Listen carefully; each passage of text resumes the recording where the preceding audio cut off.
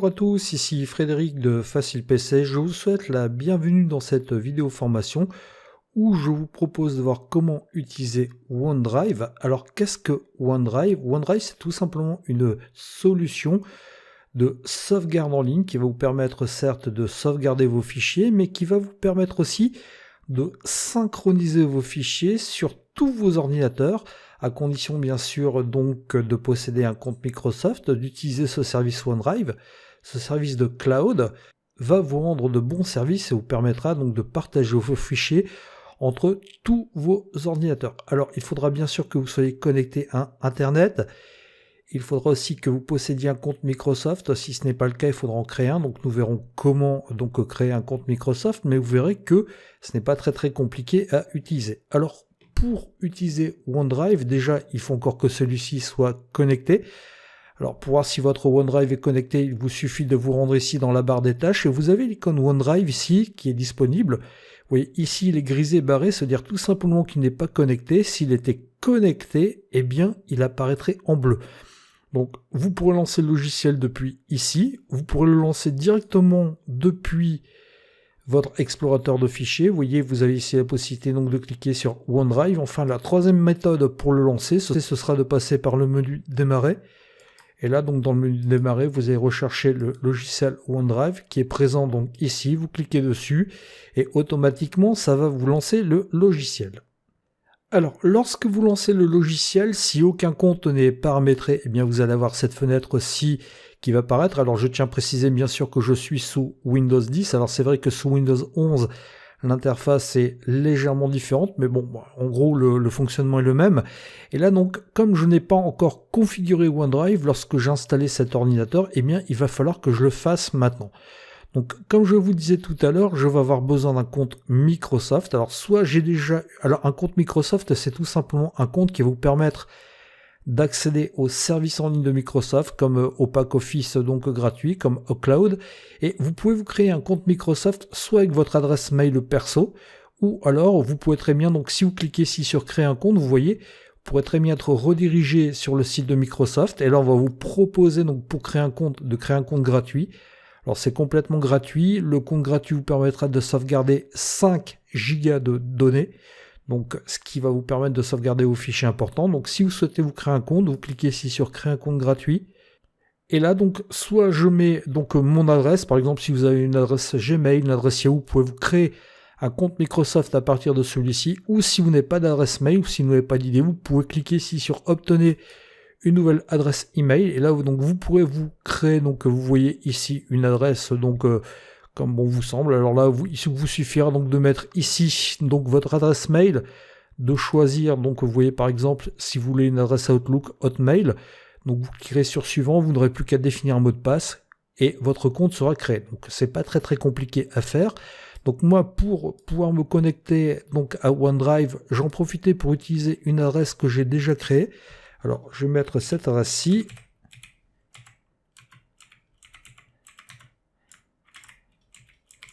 Alors, c'est une adresse qui a été créée pour les besoins d'information, qui n'est pas du tout utilisée.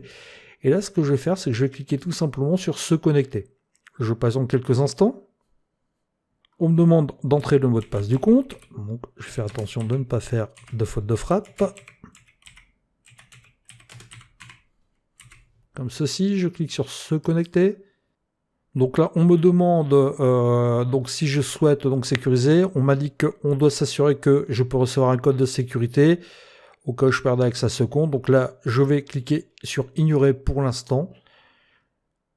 Donc de toute façon, c'est un compte qui par la suite ne sera pas du tout utilisé. C'est juste pour les besoins de cette vidéo formation. Donc là, je vais cliquer sur suivant. Ici, donc on me demande si je souhaite envoyer des données facultatives. Donc je vais laisser cocher ne pas envoyer de données facultatives. J'accepte. Donc là, je peux, si je le souhaite, vous voyez, donc modifier l'emplacement. Donc on m'indique que par défaut, donc mes fichiers OneDrive seront donc stockés sur mon compte Frédéric, étant donné que Frédéric c'est le compte de la machine que j'utilise actuellement, OneDrive. Maintenant, si je clique ici sur modifier l'emplacement, j'aurai la possibilité donc de le déplacer éventuellement sur un autre disque dur, par exemple. Si je souhaite, vous voyez, donc le déplacer sur un autre lecteur ou un autre emplacement de mon disque dur, je n'aurai plus qu'à choisir donc le lecteur, cliquer sur sélectionner un dossier. Et je pourrais donc comme cela déplacer. Donc ici, je ne vais pas le faire. Ça me convient très très bien. Je vais cliquer sur suivant. Et là, donc, on me propose de sauvegarder, donc de sectionner les dossiers qui seront sauvegardés automatiquement. Donc bien sûr, dans la limite des 5 Go. Vous voyez que par défaut, sont cochés bureau, documents et images. Ça veut dire que tout ce qui est dans ces dossiers sera automatiquement synchronisé avec mon serveur distant. Donc autrement dit, bien sûr, il faut être connecté à Internet. Mais à tout ce que je mettrai sur le bureau, dans documents et dans images, sera sauvegardé. Donc vous voyez, là par défaut, j'ai des fichiers qui sont présents dans images. Eh bien, si je laisse tout cocher et que je clique sur continuer, eh bien, ces fichiers seront sauvegardés. Vous voyez, si je vais ici, donc dans mon explorateur de fichiers, je vais dans images, j'ai bien des images qui sont présentes. Donc ce sont ces images dont nous parlons. Et bien si je clique, donc je vais laisser cocher, bien sûr. Alors pour décocher, vous en avez l'habitude, hein, vous cliquez tout simplement. Là, vous avez désectionné le dossier. Si je reclique, je vais le resectionner. Je clique sur continuer. Et là, donc automatiquement, eh bien, la sauvegarde va s'effectuer. Bon, on me propose éventuellement de passer une version payante. Donc là, je n'en ai pas besoin. Je vais cliquer sur plus tard. Et là, donc on va me proposer donc de découvrir le service. Je vais cliquer sur suivant. Donc on m'explique comment rapidement faire pour partager le dossier. Donc je vais cliquer sur suivant.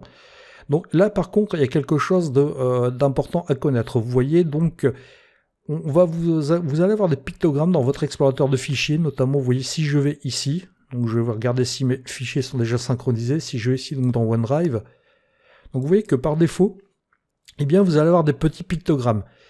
Vert, ça veut dire que tout simplement, donc c'était synchronisé, c'est disponible sur donc votre ordinateur et c'est disponible aussi sur le cloud. Là, quand vous aurez ce petit pictogramme, le nuage, ça signifiera tout simplement que le fichier est disponible uniquement à distance, mais il n'est pas disponible sur votre ordinateur. Donc, c'est-à-dire que c'était sauvegardé en ligne, mais ce n'est pas présent sur le disque dur de votre ordinateur. J'ai cliqué ici sur suivant. Donc on me propose éventuellement de télécharger l'application mobile sur mon téléphone, comme ça me permettra de sauvegarder, enfin tout au moins de synchroniser les fichiers de mon ordinateur avec les fichiers de mon téléphone mobile. Donc là je le ferai plus tard, je n'en ai pas besoin pour le moment. Et là on m'a dit que mon espace OneDrive m'attend, on me propose de cliquer ici sur ouvrir mon dossier OneDrive. Je vais cliquer dessus et vous voyez que automatiquement, eh bien, j'ai exactement donc tout ce qui est présent dedans. Donc si je vais ici donc dans images, donc je vois que dans images, j'ai effectivement donc mes 3 fichiers qui sont présents. Et ça va être bien pratique parce que ça vous permettra donc de récupérer vos fichiers sur d'autres ordinateurs. Donc vous voyez que la configuration en elle-même n'est pas très compliquée donc à faire. Et ce qui va être super pratique, c'est que vous pourrez sauvegarder dorénavant vos fichiers directement en ligne. Vous voyez, je clique ici sur démarrer. Je vais me rendre ensuite donc dans mon bloc-notes par exemple. Alors, j'essaie de retrouver mon bloc-notes. Il est dans les accessoires Windows. Il est ici, vous voyez. Et je vais taper un fichier texte. Je vais pas être très original. Juste mettre coucou en texte. Vous voyez comme ceci. Et là, vous voyez, si je vais ici sur fichier enregistré, sous, et bien là, je pourrais donc directement sauvegarder en ligne. Et là, eh bien, je vais mettre mon fichier. Je vais l'appeler coucou. Et automatiquement, si je clique sur enregistrer, eh bien, mon fichier sera bien présent donc dans le cloud et sera sauvegardé. Donc maintenant, si j'enregistre mon fichier, vous voyez, ici, si je clique sur enregistrer sous, je vais dans mes documents. Alors je vais le renommer coucou2 pour éviter donc toute confusion de fichiers. Comme je l'ai enregistré donc dans un dossier qui va être automatiquement sauvegardé donc dans le cloud, eh bien donc ce fichier donc va être automatiquement donc sauvegardé sur le réseau. Vous voyez, si je vais ici sur OneDrive et que je vais donc dans documents, vous voyez que coucou2 a bien été sauvegardé. Maintenant, ce qui peut être intéressant, vous voyez, si je vais ici dans documents,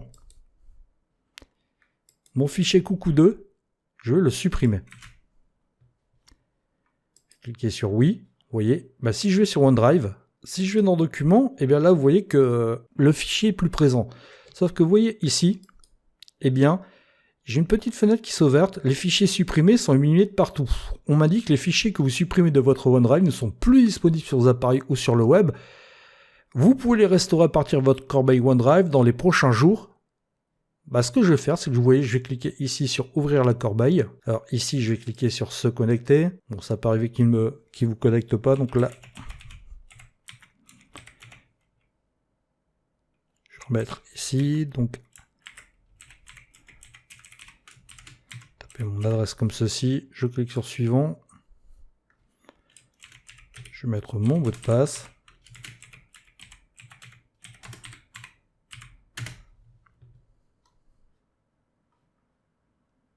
Donc là, je vais mettre nom, je ne souhaite pas rester connecté. Donc ici, je vais mettre nom merci.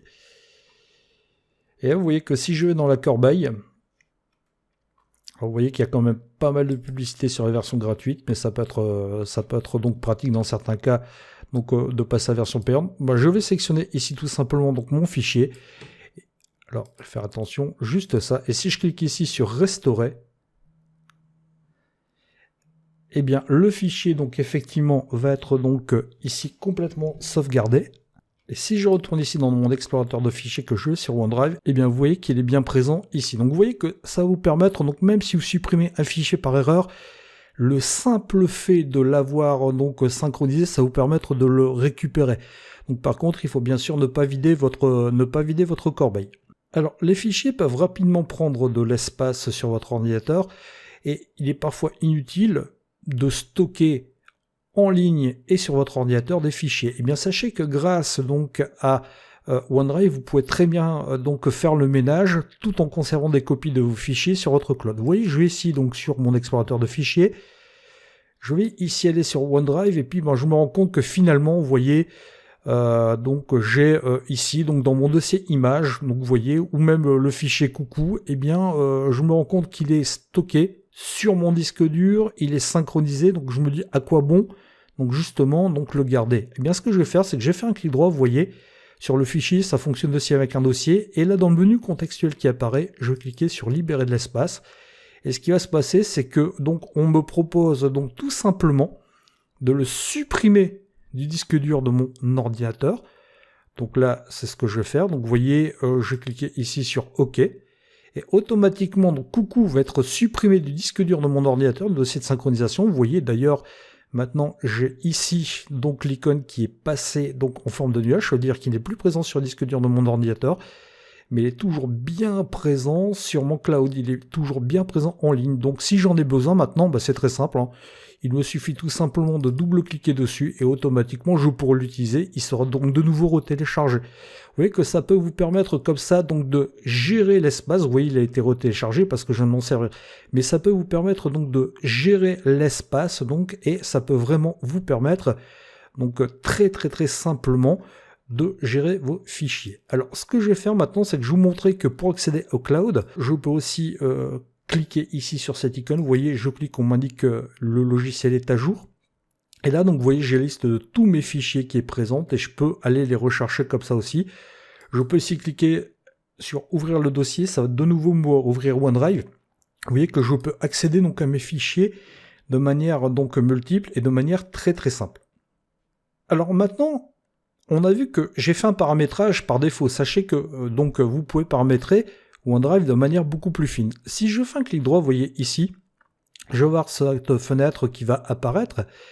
Et là, je vais cliquer tout simplement ici sur paramètres. Là, dans les paramètres, eh bien, je vais pouvoir faire plusieurs choses. Alors, par défaut, sur compte, vous voyez, je peux utiliser, donc, ajouter un autre compte OneDrive. Bon, rien de bien compliqué.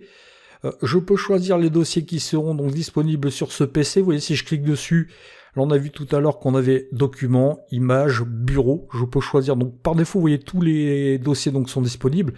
Maintenant, si je le souhaite, je peux très bien donc choisir de ne plus synchroniser le bureau. Il me suffirait tout simplement de décocher tout ça.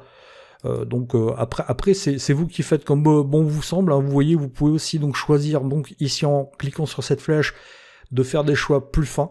Donc après, donc à vous à voir si vous en avez besoin ou pas. Donc vous avez aussi la possibilité donc de choisir la durée de verrouillage donc de votre coffre-fort, c'est-à-dire que pour des raisons de sécurité, quand on vous indique au bout d'un certain temps d'inactivité, donc ça va se verrouiller. Donc là, vous pouvez choisir le temps d'inactivité. Bon, moi, je laisse par défaut 20 minutes. Si vous allez ici dans paramètres, là, vous allez pouvoir donc paramétrer votre logiciel plus finement. Vous voyez, vous allez pouvoir choisir de lancer OneDrive automatiquement quand vous connectez à Windows. Donc suspendre automatiquement la synchronisation lorsque l'appareil utilise des connexions limitées. Donc vous allez pouvoir donc gérer les notifications. Donc lorsque d'autres personnes partagent avec vous ou modifier des éléments partagés, donc vous allez avoir une notification. Lorsque des fichiers seront supprimés dans le cloud, donc ça, les notifications, vous allez pouvoir donc justement les régler. Donc ici, donc dans sauvegarde, vous allez pouvoir donc gérer la sauvegarde. Donc vous voyez, si je clique ici sur gérer la sauvegarde, vous pourrez choisir donc de nouveau ce qui sera synchronisé ou pas. Donc là, vous pouvez choisir d'arrêter la sauvegarde. Donc après, donc ça, je vous conseille de laisser par défaut. Vous pouvez aussi choisir donc, vous voyez, au niveau photo vidéo, d'enregistrer automatiquement donc les photos, les vidéos sur votre cloud. Quand vous connectez un appareil, votre téléphone, je sais pas, une clé USB, donc automatiquement vous pouvez demander à ce que ce soit synchronisé sur votre OneDrive. Les captures d'écran aussi, ça peut être intéressant. Quand vous prenez les captures d'écran, si vous cochez, vous cliquez sur OK, bah, automatiquement vos captures d'écran sont synchronisées. Vous avez ici réseau, donc vous pouvez choisir donc le taux de chargement, le taux de téléchargement. Bon, ça, je vous conseille de laisser les valeurs par défaut. Et si vous cliquez ici sur Office, donc là, ça peut vous permettre donc de synchroniser vos fichiers Office sur OneDrive. Donc là, je vais tout laisser ici. Je vais cliquer sur OK. Vous voyez que vous pouvez faire pas mal de choses. Donc, vous voyez que grâce à OneDrive, vous allez pouvoir faire quand même des petites choses bien sympathiques. Vous allez pouvoir mettre vos fichiers à l'abri. Bon, par contre, lorsque vous sauvegardez vos fichiers sur Internet, il est toujours plus prudent d'avoir une copie, par exemple sur un disque dur externe, sur une clé USB. Donc, surtout si vous avez des fichiers auxquels vous tenez. Mais vous voyez que donc OneDrive est quelque chose qui va vous permettre de vraiment mettre à l'abri vos fichiers. Microsoft annonce un taux de disponibilité de OneDrive assez élevé de mémoire, c'est 99,9%. Maintenant, donc, faites bien attention quand même si vous avez des fichiers qui sont importants. Ne vous contentez pas de les sauvegarder sur des stockages en ligne. Gardez toujours des copies physiques sur clé USB, sur disque dur. Ça peut être intéressant. Dernière petite chose dont je souhaitais vous parler, c'est le partage donc de fichiers avec d'autres personnes. Supposons que vous voyez, vous avez donc des fichiers, par exemple le fichier coucou, vous voyez, qui est sur mon drive. Je souhaite le partager avec d'autres personnes, eh bien il me suffit de me rendre ici, vous voyez, et de cliquer sur partager. Je peux donc envoyer le lien à quelqu'un. Bah, vous voyez par exemple, je souhaite envoyer ce lien à un correspondant qui s'appelle Léon Napo. Il suffit juste donc de mettre son adresse mail. Voilà, je peux choisir donc ce que va faire Léon Napo. Donc je peux je vais indiquer que j'ai envie qu'il peut modifier le fichier. Donc voilà, il n'y a pas de souci. Je peux lui mettre ici, donc vous voyez un message. Je vais mettre test, je vais pas être très original. Et là, je peux cliquer sur envoyer. Ou alors, si je ne veux pas donc envoyer de mail par là, je peux très bien choisir de copier le lien de partage. Vous voyez. Donc là, j'ai ce lien de partage, je le copie. Je n'aurai plus qu'à le joindre l'envoyer à un destinataire par mail, puis ce destinataire pourra donc utiliser le fichier, vous voyez. Alors, on a vu qu'on pouvait passer par là pour partager un fichier. Maintenant, si je retourne ici, vous voyez, dans OneDrive, vous voyez que je prends par exemple ici ce fichier coucou, je clique sur partager, je pourrais faire exactement la même chose. Donc, vous voyez que ça va vous permettre donc de partager des fichiers, de sauvegarder, de synchroniser vos fichiers entre vos ordinateurs très simplement et très facilement. Donc, vous voyez que OneDrive est une solution qu'il faut envisager lorsqu'on souhaite sauvegarder ses fichiers, lorsqu'on souhaite synchroniser ses fichiers entre différents ordinateurs. Donc, c'est une solution qui est intégrée à Microsoft. Alors, par contre, je vous rappelle qu'il faut impérativement que vous créez un compte Microsoft. Donc, c'est complètement gratuit. Ça va vous permettre donc de synchroniser 5 Go de données.